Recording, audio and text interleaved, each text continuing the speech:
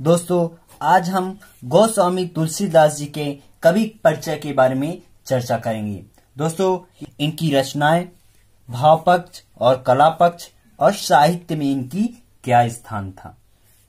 तुलसीदास जी की रचनाएं हैं रामचरितमानस, कवितावली, दोहावली और गीतावली। कौन कौन सी हैं? रामचरितमानस, कवितावली, दोहावली और गीतावली। इनकी भाव पक्ष देख लेते हैं। तुलसीदास जी राम भक्ति शाखा के प्रमुख कवि हैं। कौन सी? राम भक्ति शाखा के प्रमुख कवि माने जाते हैं तुलसीदास जी।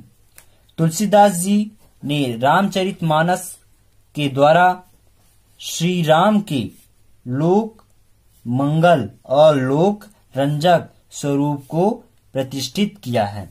यानी तुलसीदास जी ने श्री राम के जीवन की अच्छी बातों का वर्णन अपनी काव्य में किया है। ये राम राज्य के माध्यम से आदर्श राज्य की स्थापना इनकी काव्य का प्रमुख उद्देश्य है।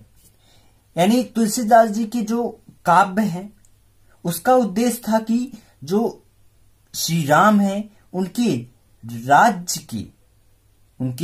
राज्य के माध्यम से आदर्श राज्य की स्थापना करना, जो आज भी प्रासंगिक है।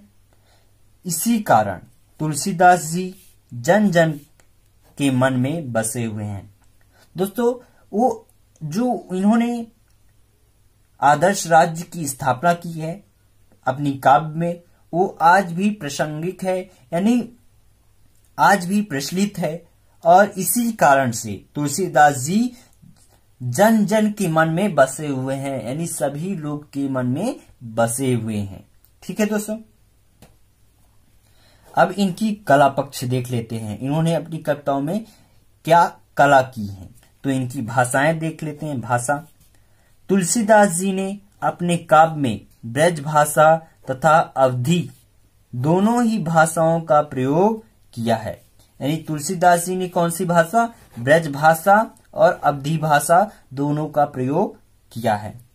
तुलसीदास जी मुख्य रूप से अवधी भाषा के कवि हैं। कौन सी भाषा के कवि हैं? अवधी भाषा के। इन्होंने ब्रज भाषा और अवधी भाषा का दोनों का प्रयोग किया, लेकिन ये मुख्य रूप से अवधी भाषा का प्रयोग किया है सबसे ज्यादा। ठीक है दोस्तों, दूसरा पॉइंट है शैली।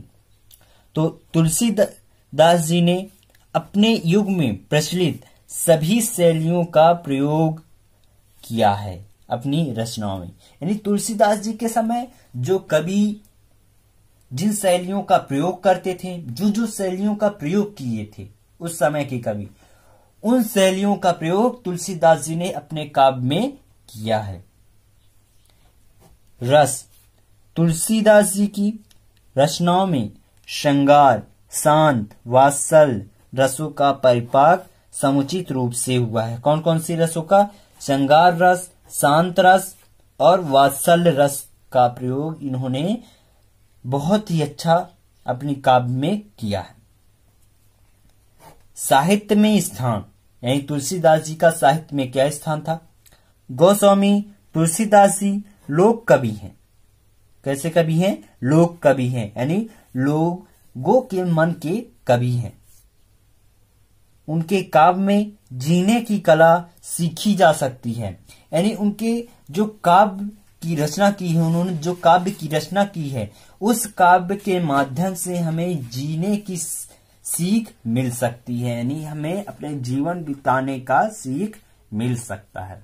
आज हम कवि परिचय के बारे में चर्चा करने वाले हैं।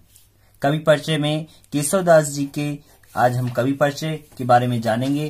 तो इसमें हम इनकी रचनाएं, भाव पक्ष और कला पक्ष के बारे में और साहित्य में स्थान जानेंगे कि केशवदास जी का साहित्य में क्या स्थान था। केशवदास जी की रचनाएं हैं रसिक प्रिया, कवि प्रिया, विज्ञान गीता और रामचंद्रिका। केशवदास जी की भाव पक्ष देख लेते हैं। केशवदास दरबारी कवि थे, अतः उनकी रचनाओं में नीति तत्व की प्रधानता है। उनकी रचनाओं में, केशवदास जी की रचनाओं में नीति तत्व की प्रधानता रहती थी।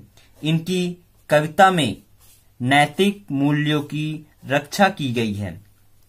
दोस्तों, जो केशवदास जी की कविताएं हैं, इसमें नैतिक मूल्यों की, किसकी? नैतिक मूल्यों की रक्षा की गई है।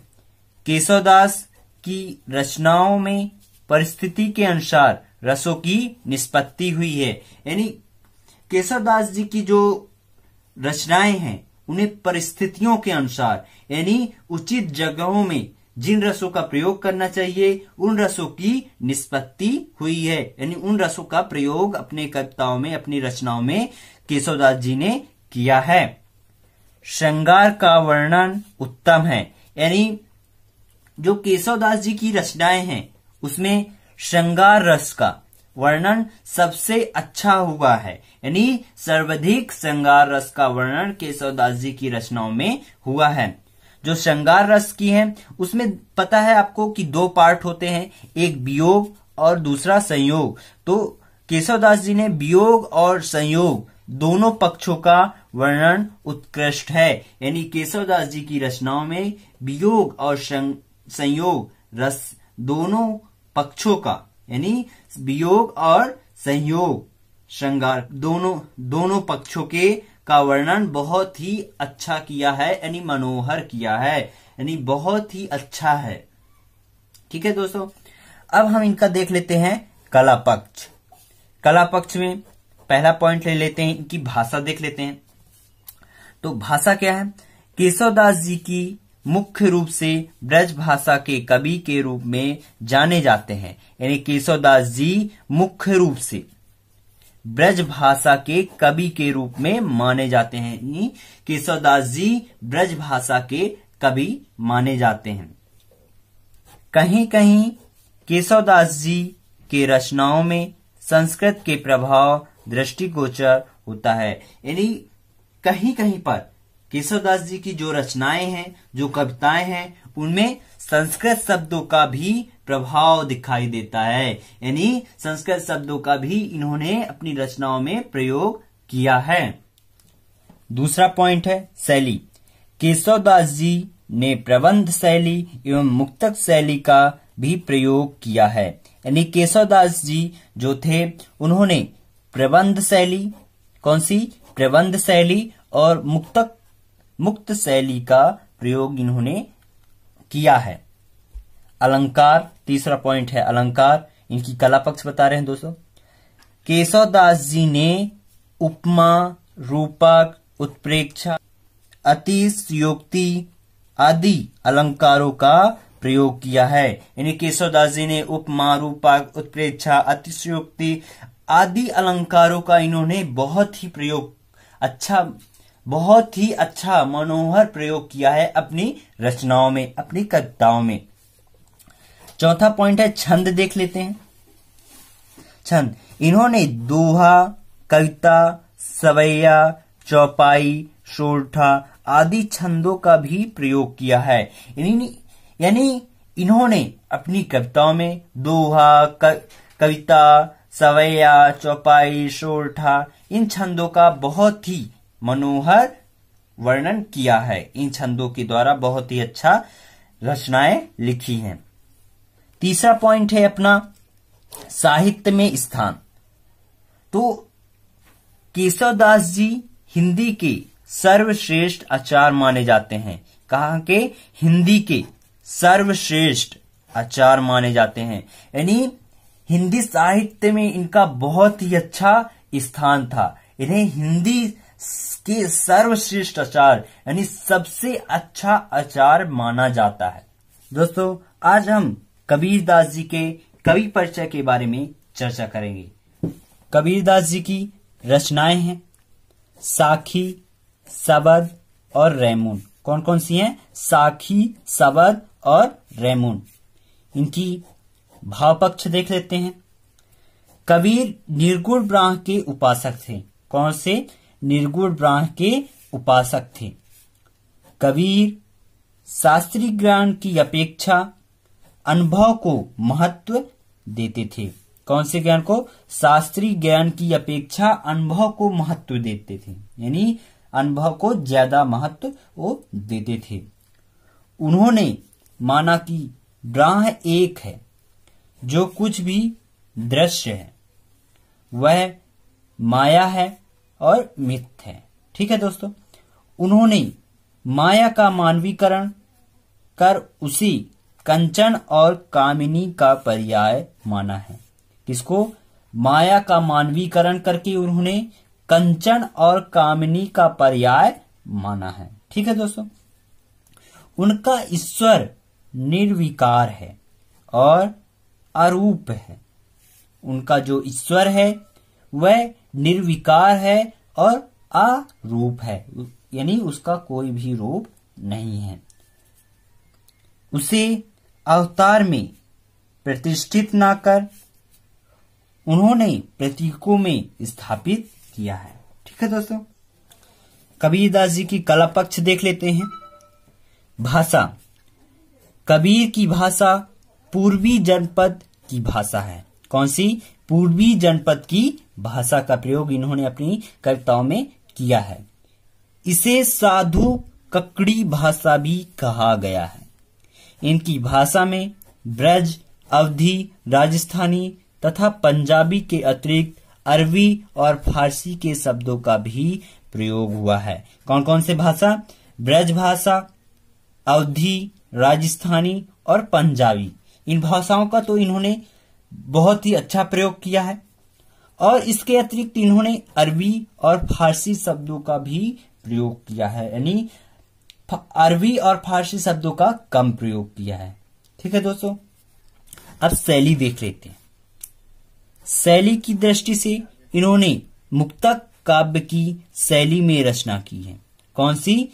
मुक्तब काव्य की शैली में रचना की है। तीसरा पॉइंट, अलंकार। आपके काव्य में रूपक, उपमा, अनुप्रास आदि सभी अलंकार स्वाभाविक रूप में प्रस्तुत हुए हैं। कौन कौन से? रूपक, उपमा, अनुप्रास और कुछ अलंकार हैं जिनका स्वाभाविक रूप से प्रयोग किया गया है, यानी प्रस्तुत किया गया है। ठीक है दोस्तों, तीसरा पॉइंट है साहित्य में स्थान। कबीरदास जी हिंदी साहित्य की निर्गुण धारा के श्रेष्ठ कवि हैं। कबीरदास जी हिंदी साहित्य के निर्गुण धारा के, कौन से? निर्गुण धारा के सर्वश्रेष्ठ कवि हैं, यानी श्रेष्ठ कवि हैं। इनके व्यक्तित्व में एक व्यवहार एवं भक्ति समाज सुधारक का समन्वय रूप है, यानी ये समाज सुधारक के रूप में भी इन्होंने अपनी कविताओं का प्रयोग किया है। दोस्तों, आज हम भवानी प्रसाद मिश्र के कवि परिचय के बारे में चर्चा करेंगे। दोस्तों, इसमें हम इनकी रचनाएं, भाव पक्ष और कला पक्ष और साहित्य में स्थान के बारे में चर्चा करेंगे। भवानी प्रसाद जी की रचनाएं हैं। कौन कौन सी रचनाएं? सन्नाटा, सतपुड़ा के जंगल, बनी हुई रस्सी। कौन कौन सी हैं? सन्नाटा, सतपुड़ा के जंगल और बनी हुई रस्सी। ठीक है दोस्तों, इनका भाव पक्ष देख लेते हैं। भवानी प्रसाद मिश्र की कविता हिंदी की सहज लय की कविता है, यानी भवानी प्रसाद जी की जो कविताएं हैं, यानी जो कविताएं इन्होंने लिखी वो हिंदी के सहज लय की कविता है, यानी बहुत ही सरल शब्दों में अपनी कविताओं का प्रयोग किया और उनमें लय प्रदान किया। ठीक है दोस्तों, इस सहजता का सीधा संबंध गांधी के चरखे की लय से भी जुड़ता है, इसलिए इन्होंने कविता का गांधी भी कहा गया है। भवानी प्रसाद मिश्र को कविता का गांधी कहा गया है। ठीक है दोस्तों, इनकी कविताओं में अनुपम प्राकृतिक चित्रण को भी स्थान दिया गया है। भवानी प्रसाद मिश्र जी की कला पक्ष है। मिश्र जी की भाषा में सहजता और सरलता मिलती है। मिश्र जी ने अपनी कविता में अलंकारों, लोकोक्तियों और मुहावरों का प्रयोग किया है। कौन कौन से अलंकारों, लोकोक्तियों और मुहावरों का प्रयोग किया है मिश्र जी ने अपनी कविताओं में।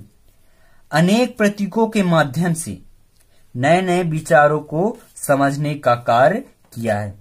मिश्र जी ने अनेक प्रतीकों के द्वारा नए नए विचारों को समझा है। ठीक है दोस्तों, भवानी प्रसाद जी का साहित्य में क्या स्थान था देख लेते हैं। भवानी प्रसाद मिश्र प्रयोगशील एवं नई कविता के लोकप्रिय कवि हैं। कैसे कवि हैं? प्रयोगशील एवं नई कविताओं के लोकप्रिय कवि हैं। पद्माकर जी के कवि परिचय के बारे में चर्चा करने वाले हैं। पद्माकर जी की रचनाएं हैं पद्माभरण, जगत विनोद और गंगा लहरी। कौन कौन से हैं? पद्माभरण, जगत विनोद और गंगा लहरी। इनकी भाव पक्ष देख लेते हैं। पद्माकर ने अपनी कृतियों में प्राकृतिक के विविध रूपों का चित्रण किया है। पद्माकर जी ने अपनी कृतियों में प्राकृतिक के सभी रूपों का बहुत ही अच्छा चित्रण किया है। पद्माकर जी ने लौकिक प्रेमानुभूति को ही अलौकिक प्रेम की अनुभूति का आधार बताया है। यानी इन्होंने लौकिक प्रेमानुभूति को अलौकिक प्रेम की अनुभूति का आधार बताया है। ठीक है दोस्तों, पद्माकर ने अपनी काव्य कौशल के द्वारा प्रकृति के उद्भ्रांत स्वरूप का षष्ठ ऋतु वर्णन में अनेक अनुभूतियों से चित्रण किया है। यानी जो पद्माकर जी थे, इन्होंने अपनी काव्य कौशल के द्वारा, किसके द्वारा? काव्य कौशल के द्वारा प्राकृतिक के उद्भ्रांत स्वरूप को, कौन से स्वरूप को? उद्भ्रांत स्वरूप को षष्ठ ऋतु वर्णन में अनेक अनुभूतियों से चित्रण किया है। ठीक है दोस्तों, पद्माकर मनोभावों की सूक्ष्मता के परखी कवि थे। किसके? सूक्ष्मता के परखी कवि थे। इनकी कला पक्ष देख लेते हैं। भाषा, पद्माकर की भाषा ब्रज भाषा है। कौन सी भाषा है? इन्होंने ब्रज भाषा का प्रयोग किया है। उनमें बुंदेली, उर्दू, फारसी के प्रचलित शब्दों का भी प्रयोग हुआ है। पद्माकर जी का तो मुख्य भाषा ब्रज भाषा था, लेकिन इन्होंने अपनी कविताओं में कुछ बुंदेली, उर्दू, फारसी के जो प्रचलित शब्द थे, यानी सबसे ज्यादा उस समय प्रयोग किए जाने वाले जो शब्द थे, उनका प्रयोग अपनी कविताओं में किया है। ठीक है दोस्तों, दूसरा पॉइंट, शैली। पद्माकर राज दरबारी कवि थे। कौन से कवि थे? राज दरबारी कवि थे। यानी राजाओं के दरबार में जो कवि होते हैं वो कवि थे वे। अतः इनकी शैली वर्ण प्रधान रही है। कौन सी रही है? वर्ण प्रधान शैली रही है। इन्होंने वर्ण प्रधान शैली का प्रयोग किया है। अलंकार, पद्माकर ने यथास्थान उचित अलंकारों का प्रयोग किया है। यानी पद्माकर जी ने यथास्थान, यानी जिस स्थान पर जिन अलंकारों का प्रयोग करना होता है, उन्हीं अलंकारों का प्रयोग उन्होंने किया है अपनी कविताओं में। और इन्होंने यमक, श्लेष, उत्प्रेक्षा अलंकारों का प्रयोग बहुत ही सटीकता से किया है। यानी बहुत ही सावधानी पूर्वक इन अलंकारों का प्रयोग किया है और बहुत ही अच्छा प्रयोग किया है। ठीक है दोस्तों, चौथा पॉइंट, मुहावरे व लोकोक्तियां। मुहावरे और लोकोक्तियों के प्रयोग ने काव्य भाव को तीव्रता प्रदान की है। यानी इन्होंने मुहावरे और लोकोक्तियों का प्रयोग करके अपनी काव्य भाव को तीव्रता प्रदान की है। यानी काव्य भाव में बहुत ही अच्छा प्रयोग हुआ है। ठीक है दोस्तों, तीसरा पॉइंट है साहित्य में स्थान। तो पद्माकर जी का साहित्य में क्या स्थान था, ये भी जान लेते हैं। पद्माकर की रीतिकाल के श्रेष्ठ कवि में गणना की जाती है। यानी पद्माकर जी जो हैं वो रीतिकाल के सर्वश्रेष्ठ कवि में इनकी गणना की जाती है, इनको भी गिना जाता है कि ये रीतिकाल के कवि हैं। दोस्तों, ये था पद्माकर जी की कवि परिचय। आप ऐसे ही शब्दों का प्रयोग करके आप अच्छे नंबर प्राप्त कर सकते हैं। कवि परिचय के बारे में चर्चा करने वाले हैं। दोस्तों, आज हम कवि परिचय में जयशंकर प्रसाद जी के कवि परिचय के बारे में चर्चा करने वाले हैं। दोस्तों, कवि परिचय में हम इनकी रचनाएं देखेंगे और भाव पक्ष, कला पक्ष के बारे में भी चर्चा करेंगे। और तीसरा पॉइंट है साहित्य में इनकी क्या स्थान थी, इसके बारे में भी आज हम चर्चा करने वाले हैं। होता है जयशंकर प्रसाद जी की रचनाएं देख लेते हैं। झरना, लहर, आंसू, चंद्रगुप्त और स्कंदगुप्त। दोस्तों, जयशंकर प्रसाद जी की ये रचनाएं हैं, आपको कभी भी नहीं भूलेगा। अगर आप झरना याद कर लीजिए, और उनमें लहर उठती है। क्या उठती हैं? लहर उठती हैं। और आंसू है, ये आंख के बूंदों से गिरती हैं। यानी आप पानी को लेकर अगर याद करते हैं तो आपको ये याद रहेगा कि जयशंकर प्रसाद जी की कौन कौन से रचनाएं हैं। अगर आप ट्रिक से याद करते हैं कि पानी अगर आपको याद है जयशंकर प्रसाद में, तो आप जान जाएंगे कि पानी झरना से भी गिरता है, इनमें लहर उठती है और आंसू से भी गिरता है, तो आपको कभी भी नहीं भूलेगा। और इस समय सीरियल चल रहा है चंद्रगुप्त, तो आपको चंद्रगुप्त भी याद रहेगा। अगर चंद्रगुप्त है याद तो स्कंदगुप्त भी याद हो जाएगा। दोस्तों, तो ये रचनाएं हैं जयशंकर प्रसाद जी की। और दूसरा पॉइंट है इनकी भाव पक्ष। क्या है? भाव पक्ष देख लेते हैं। दोस्तों, प्रसाद जी मुख्यतया प्रेम और सौंदर्य के उपासक हैं। जो जयशंकर प्रसाद जी हैं वो मुख्य रूप से प्रेम और सौंदर्य के उपासक हैं। यानी इन्होंने प्रेम और सौंदर्य के प्रति अपनी कविताओं में रचना की है। छायावादी कवि प्राकृतिक की हर वस्तुओं में सुंदरता के दर्शन करता है। यानी जो जयशंकर प्रसाद जी हैं वो कौन से? छायावादी कवि हैं। आप ये याद रखिएगा दोस्तों, ये सही विकल्प में भी पूछ देता है। कौन से कवि हैं? छायावादी कवि हैं। और जो छायावादी कवि होते हैं दोस्तों, वो प्राकृतिक की हर वस्तुओं में, कहाँ की? प्राकृतिक की हर वस्तुओं में सुंदरता के दर्शन करता है। यानी प्राकृतिक की हर वस्तुओं में उसको सुंदरता नजर आती है। यानी वो उनको हर प्राकृतिक की वस्तु सुंदर लगती है। तो जयशंकर प्रसाद जी के काव्य में प्राकृतिक के सभी मनोहरी रूपों का वर्णन ही रमणीय चित्रण हुआ है। दोस्तों, जो जयशंकर प्रसाद जी की काव्य हैं उन्हें प्राकृतिक की सभी मनोहरी रूपों का, यानी बहुत ही अच्छा वर्णन हुआ है इनकी काव्य में। किनकी काव्य में? जयशंकर प्रसाद जी के काव्य में। छायावादी कवियों ने नारी को पूर्ण सम्मान दिया है। जो छायावादी कवि हैं दोस्तों, उन्होंने नारियों को पूर्ण रूप से सम्मान दिया है। यानी नारियों का सम्मान बढ़ाया है अपनी कविताओं के माध्यम से। प्रसाद जी ने भी अपनी काव्य में नारी के सभी रूपों को दर्शाते हुए इस बात का ध्यान रखा है कि उनके सम्मान में कहीं कमी ना आने पाए।